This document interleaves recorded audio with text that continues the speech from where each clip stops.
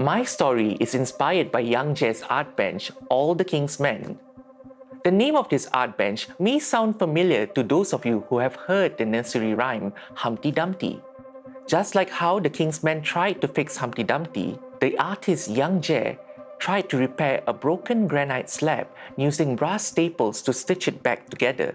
The object of Yang Jie's inspiration was the Singapore Stone, a once prominent landmark located at the mouth of the Singapore River. It was a large sandstone slab inscribed with an ancient text that no one could identify. However, there is a legend associated with the Singapore Stone.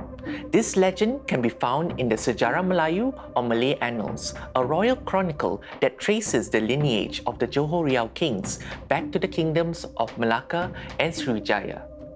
The legend speaks of a young man named Badang who had a supernatural encounter. Every day, Badang would set up a trap to catch fish for dinner. However, he only found fish bones in his trap. Someone or something was stealing his fish, and it turned out to be a hantu air or water spirit. Furious, Badang wanted to kill the spirit, but the spirit begged for its life in exchange for a wish. Badang wished for great strength. Tales of his strength spread far and wide till it reached the ears of the Raja of Kalinga, who then decided to send his own champion to compete against Badang. The two champions were instructed to lift a giant rock that lay in front of the palace on Bukit Larangan or Fort Canning Hill.